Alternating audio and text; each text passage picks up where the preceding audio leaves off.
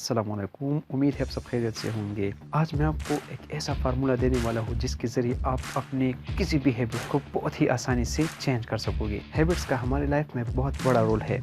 हमारा जो भी है अपने हैबिट्स का ही तो रिजल्ट है। यही हैबिट्स हमारी इमेज बनाती जाती है, हमारी पर्सनैलिटी बनाती जाती है और हमारा फ्यूचर क्रिएट करते हैं। तो इस वीडियो में जो आपको मैं फार्मूला देने वाला हूँ उसे कहते हैं 4R फार्मूला। तो इस वीडियो को देखते हुए आप अपने एक हैबिट माइंड में रखो ताकि इस वीडियो को आप समझ सको, रिलेट कर सको। तो सबसे पहले R से है रीजन। जब सुबह हम उठते हैं तो अपने दांतों को साफ करने के लिए ब्रश उठाते हैं। तो जब हम ब्रश उठाते हैं तो फिर हम सोचते नहीं कि ब्रश किस तरह करना है, राइट से करना है, लेफ्ट से करना है, ठीक है। तो हम खुद ब खुद ही करते चले जाते हैं। तो ब्रश उठाने से माइंड को एक रीजन मिल गया कि दांतों को साफ करना है, फिर उसके बारे में हम सोचते नहीं। तो एक्चुअल में ये क्या है, ये ब्रश उठाना एक ट्रिगर है। इसी तरह जब हम स्कूल या ऑफिस जाते हैं और सुबह गाड़ी में बैठते हैं, ठीक है, तो फिर हम ये नहीं सोचते कि किस रास्ते से जाना है, लेफ्ट लेना है, राइट लेना है, ठीक है। हमारे माइंड को ट्रिगर मिल चुका है, ठीक है, ऑफिस जाने के लिए या स्कूल के जाने के लिए, वो खुद ब खुद वही हमें पहुंचाता है। तो गाड़ी में बैठने से हमारे माइंड को क्या मिला, एक रीजन मिला। तो इसी तरह हर हैबिट का एक ट्रिगर पॉइंट, एक स्टार्टिंग पॉइंट जरूर होता है, कोई स्टार्टिंग रीजन जरूर होता है जिसकी वजह से आप रेगुलरली उस चीज को करते हो। और ये इतना कॉमन हो चुका होता है कि हमें पता ही नहीं चलता कि हम कब वो काम शुरू करते हैं, क्योंकि वो हमारी हैबिट बन चुकी होती है। तो हर हैबिट के शुरू होने का एक न एक रीजन जरूर होता है और ये रीजन कुछ भी हो सकता है। ये आपके आसपास के लोग हो सकते हैं, ये आपके आसपास की जो चीजें है वो हो सकती है, आप जहाँ पर बैठते हो वो जगह हो सकती है, ये एक लम्हा हो सकता है, एक थॉट हो सकता है, एक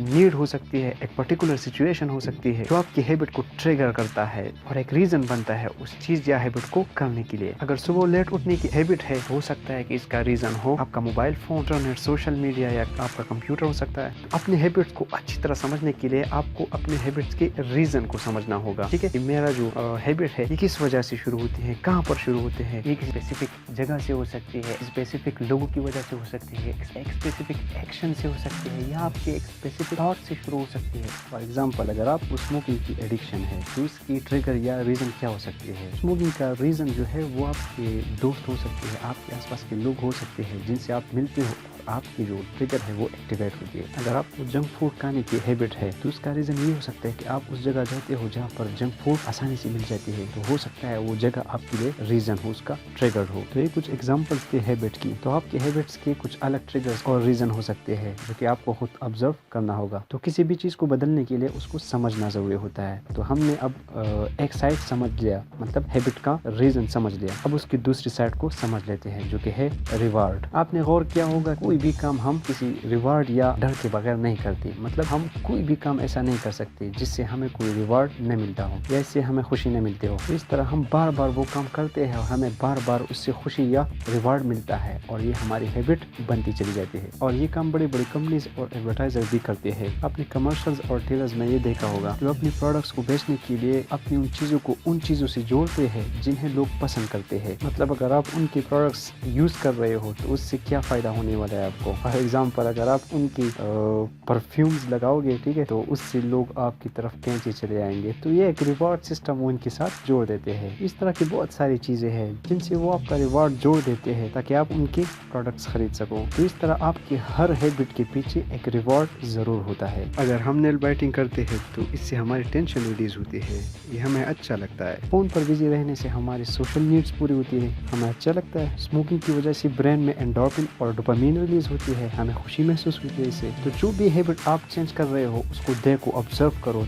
कि उससे आपको क्या रिवॉर्ड मिलता है, कौन सी क्रेविंग है जो सेटिस्फाई हो रही है, किस फॉर्म में कैसे वो हैबिट आपको अच्छा फील करा रही है। सो रीजंस और रिवॉर्ड्स को समझ करके हमने अपनी हैबिट्स के दो साइड्स को समझ लिया। तो अब नेक्स्ट स्टेप के जरिए आप चेंज को क्रिएट कर पाओगे। सो जो थर्ड आर है वो है रिप्लेस। आपको पता है मेजॉरिटी लोग अपने हैबिट्स को क्यों चेंज नहीं कर पाते, क्योंकि वो अपने हैबिट को सप्रेस करते हैं, उसको दबाने की कोशिश करते हैं और इस तरह अचानक खत्म करने से और सप्रेस करने से एक गैप क्रिएट होता है। हमारे माइंड का पैटर्न टूट जाता है और हमारे माइंड को रेस्टलेसनेस फील होती है और हमारा माइंड डिस्टर्ब हो जाता है उससे। फिर हमारे लिए उस हैबिट को चेंज करना मुश्किल हो जाता है। सो अपने हैबिट्स को सप्रेस मत करो, उसे रिप्लेस करो। नई हैबिट्स और अच्छी हैबिट से रिप्लेस करो उसे, ताकि वो पैटर्न न टूटे, एक गैप क्रिएट न हो। तब आप अपने हैबिट को खुद रिप्लेस करो। मतलब आपकी जो भी हैबिट हो आप उसको पहले समझो, उसका रीजन समझो, फिर उसका रिवार्ड देखो कि मुझे उससे क्या रिवार्ड मिलता है। तो क्या करना होगा, उसको